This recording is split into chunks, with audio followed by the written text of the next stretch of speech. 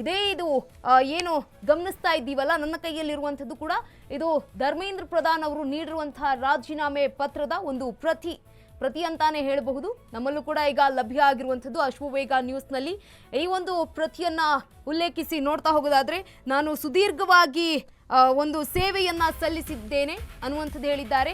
ನಾನು ಎಂದಿಗೂ ಕೂಡ ವಿದ್ಯಾರ್ಥಿಗಳ ಪರವಾಗಿಯೇ ನಿಂತಿದ್ದೇನೆ, ನೀಟ್ನಿಂದ ಸಮಸ್ಯೆಗಳಾಗಿರುವಂಥದ್ದನ್ನು ಕೂಡ ನಾನು ಅರ್ತಿದ್ದೇನೆ ಅಂತ ಕೂಡ ಉಲ್ಲೇಖಿಸಿದ್ದಾರೆ. ಎಲ್ಲಾ ಸಮಸ್ಯೆಯ ಹೊಣೆಯನ್ನ ಕೂಡ ಹೊರುತ್ತೇನೆ ಅಂತ ಹೇಳಿದ್ದಾರೆ. ಮುಂದಿನ ವರ್ಷವೇ ಪರೀಕ್ಷೆಯ ಸಿಬಿಟಿ ಮಾದರಿಯಲ್ಲಿರುತ್ತೆ ಅಂತ ಕೂಡ ಉಲ್ಲೇಖ ಆಗಿರುವಂತದ್ದು. 20 ಲಕ್ಷಕ್ಕೂ ಅಧಿಕ ವಿದ್ಯಾರ್ಥಿಗಳಿಗೆ ಸಮಸ್ಯೆಯಾಗಬಾರದು, ಜವಾಬ್ದಾರಿಯಿಂದ ನಾನು ಎಂದಿಗೂ ಹಿಂದೆ ಸರಿದಿಲ್ಲ. 10 ದಿನದ ಹೋರಾಟದಿಂದ ನಾನು ದುಃಖಿತನಾಗಿದ್ದೇನೆ ಅಂತ ಈಗ ಉಲ್ಲೇಖ ಮಾಡಿರುವಂತದ್ದು. ಪ್ರಧಾನ್ ಅವರ ರಾಜೀನಾಮೆ, ಪ್ರಧಾನ ಮಂತ್ರಿ ಅವರಿಗೆ ಈಗ ಪತ್ರವನ್ನ ಕೂಡ ಸಲ್ಲಿಕೆ ಮಾಡಿದ್ದಾರೆ. ದೇಶದ ಹಿತದೃಷ್ಟಿಯ ಕಾರಣಕ್ಕೆ ನಾನು ರಿಸೈನ್ ಮಾಡಿದ್ದೇನೆ, ಇದು ನನ್ನ ವೈಯಕ್ತಿಕ ಪ್ರತಿಷ್ಠೆಯ ವಿಷಯವಲ್ಲ ಅನ್ನುವಂಥದ್ದು ಸ್ಪಷ್ಟೀಕರಣ ಕೂಡ ಕೊಟ್ಟಿರುವಂತದ್ದು.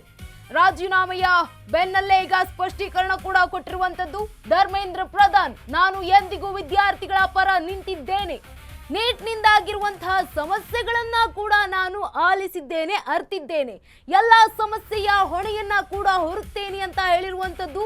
ಇದೀಗ ಮುಂದಿನ ವರ್ಷವೇ ಪರೀಕ್ಷೆಯ ಸಿಬಿಟಿ ಮಾದರಿಯಲ್ಲಿರುತ್ತೆ ಅಂತ ಕೂಡ ಹೇಳಿದ್ದಾರೆ. 20 ಲಕ್ಷಕ್ಕೂ ಅಧಿಕ ವಿದ್ಯಾರ್ಥಿಗಳಿಗೆ ಸಮಸ್ಯೆಯಾಗಬಾರದು ಅಂತ ಕೂಡ ಹೇಳಿರುವಂತದ್ದು.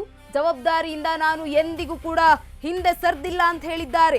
ವಿದ್ಯಾರ್ಥಿಗಳು ಭವಿಷ್ಯವು ಕಾನೂನು ತೊಡಕುಗಳಲ್ಲಿ ಸಿಲುಕಬಾರದು, ನಮ್ಮ ಮಕ್ಕಳು ತಮ್ಮ ಸಮಯದಲ್ಲಿ ಓದಿನಲ್ಲಿ ಕಲಿಯಬೇಕು ಅನ್ನುವಂತಹ ಮಾಹಿತಿಯನ್ನ ಹೇಳಿದ್ದಾರೆ.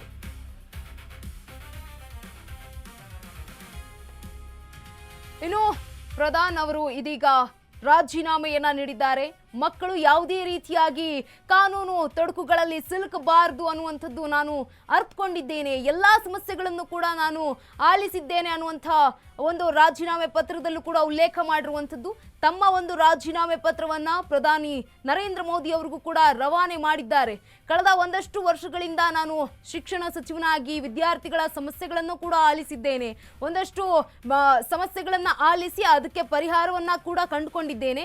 ಈ ಒಂದು ನೀಟ್ನಿಂದಾಗಿ ತುಂಬಾನೇ ಸಮಸ್ಯೆಗಳಾಗಿತ್ತು, ದೇಶದಲ್ಲಿ ದೊಡ್ಡ ಮಟ್ಟದ ಚರ್ಚೆಗೂ ಕೂಡ ಕಾರಣವಾಗಿತ್ತು.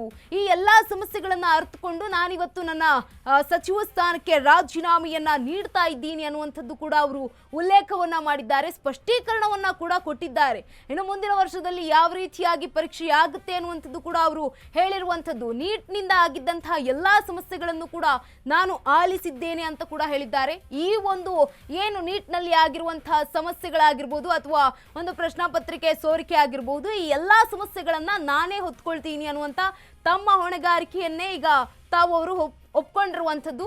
ಮುಂದಿನ ದಿನಗಳಲ್ಲಿ ಯಾವ ರೀತಿಯಾಗಿ ಇದು ಬದಲಾವಣೆ ಆಗುತ್ತೆ, ಜೊತೆಗೆ ಯಾವ ರೀತಿಯಾಗಿ ಮುಂದಿನ ಕ್ರಮಗಳಾಗುತ್ತೆ ಅನ್ನುವಂಥದ್ದು ಕಾದು ನೋಡಬೇಕಾಗಿದೆ. ಆದರೆ ವಿದ್ಯಾರ್ಥಿಗಳು ಕೇಳ್ತಾ ಇದ್ದಿದ್ದು ಒಂದೇ, ಪ್ರಧಾನ್ ಅವರ ರಾಜೀನಾಮೆ ಆಗಲೇಬೇಕು ಅನ್ನುವಂಥದ್ದು. ಇದೀಗ ಅವರ ಒಂದು ಹೋರಾಟಕ್ಕೆ ಮಣದಂತಹ ಕೇಂದ್ರ ಸರ್ಕಾರ ಇದೀಗ ಪ್ರಧಾನ್ ಅವರ ರಾಜೀನಾಮೆಯನ್ನ ಸ್ವೀಕಾರ ಮಾಡಿರುವಂಥದ್ದು.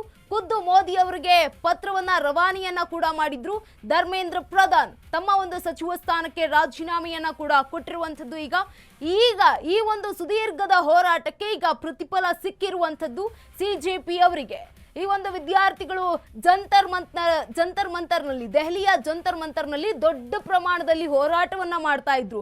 ಅಷ್ಟೇ ಯಾಕೆ, ಬೆಂಗಳೂರಿನಲ್ಲೂ ಕೂಡ ಫ್ರೀಡಂ ಪಾರ್ಕ್ನಲ್ಲೂ ಈ ಒಂದು ಹೋರಾಟ ಸಾಗ್ತಾನೆ ಇತ್ತು. ವಿದ್ಯಾರ್ಥಿಗಳ ಒಂದು ಹೋರಾಟಕ್ಕೆ ಕೊನೆಗೂ ಕೂಡ ಮಣದಂತಹ ಕೇಂದ್ರ ಸರ್ಕಾರ ಇದೀಗ ಸಚಿವರಾಗಿದ್ದಂತಹ ಧರ್ಮೇಂದ್ರ ಪ್ರಧಾನ್ ಅವರ ರಾಜೀನಾಮೆಯನ್ನ ಪಡೆದುಕೊಂಡಿದ್ದಾರೆ. ಇದು ಈಗ ಮೊದಲ ಡೆವಲಪ್ಮೆಂಟ್ ಆಗಿರುವಂಥದ್ದು, ಕಾಕ್ರೋಚ್ ಪಾರ್ಟಿಗೆ ಸಿಗ್ತಾ ಇರುವಂತಹ ಮೊದಲ ಗೆಲುವು ಅಂತಾನೆ ಹೇಳಬಹುದಾಗಿದೆ. ಯಾಕಂತಂದ್ರೆ ಕೇಂದ್ರ ಸರ್ಕಾರದಲ್ಲಿ ಇದ್ದಂತಹ ಒಬ್ಬ ಪ್ರಭಾವಿ ಮಂತ್ರಿಯ ರಾಜೀನಾಮೆ ಪಡೆಯೋದು ಅಂತಂದ್ರೆ ಸುಮ್ಮನೆ ಆದಂತಹ ಅಥವಾ ಸುಮ್ಮನಾದಂತಹ ಮಾತಲ್ಲ, ಸಣ್ಣ ಮಾತಲ್ಲ, ದೊಡ್ಡ ಮಟ್ಟದ ಮಾತು. ಆ ಒಂದು ರಾಜೀನಾಮೆಯನ್ನ ಪಡ್ಕೊಂಡಿದ್ದಾರೆ ಅಂತಂದ್ರೆ ನಿಜಕ್ಕೂ ಇದೀಗ ವಿದ್ಯಾರ್ಥಿಗಳ ಹೋರಾಟಕ್ಕೆ ಸಿಕ್ಕಂತಹ ಜಯ ಅಂತಾನೆ ಹೇಳಬಹುದು.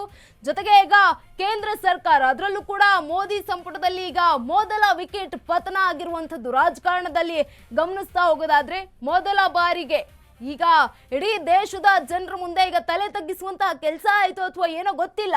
ಆದ್ರೆ ವಿದ್ಯಾರ್ಥಿಗಳ ಹೋರಾಟಕ್ಕೆ ಈಗ ಸಿಕ್ಕಿರುವಂತಹ ಜಯ ಅಂತಾನೆ ಹೇಳಬಹುದು. ನಾನು ಯಾವತ್ತೂ ಕೂಡ ವಿದ್ಯಾರ್ಥಿಗಳ ಪರ ನಿಂತಿದ್ದೇನೆ ಅಂತ ಕೂಡ ಅವರು ಹೇಳಿರುವಂಥದ್ದು ಧರ್ಮೇಂದ್ರ ಪ್ರಧಾನ್ ಅವರ ಒಂದು ರಾಜೀನಾಮೆಯಲ್ಲಿ. ನೀಟ್ನಿಂದ ಆಗಿರುವಂತಹ ಸಮಸ್ಯೆಗಳನ್ನ ನಾನು ನೋಡಿದ್ದೇನೆ, ಎಲ್ಲಾ ಸಮಸ್ಯೆಯ ಹೊಣೆಯನ್ನ ಕೂಡ ನಾನೇ ಹೊರ್ತೀನಿ ಅಂತ ಕೂಡ ಹೇಳಿದ್ದಾರೆ. ಮುಂದಿನ ವರ್ಷ ಪರೀಕ್ಷೆ CBT ಮಾದರಿಯಲ್ಲಿರುತ್ತೆ ಅಂತ ಮಾಹಿತಿಯನ್ನ ಕೂಡ ಹೇಳಿದ್ದಾರೆ.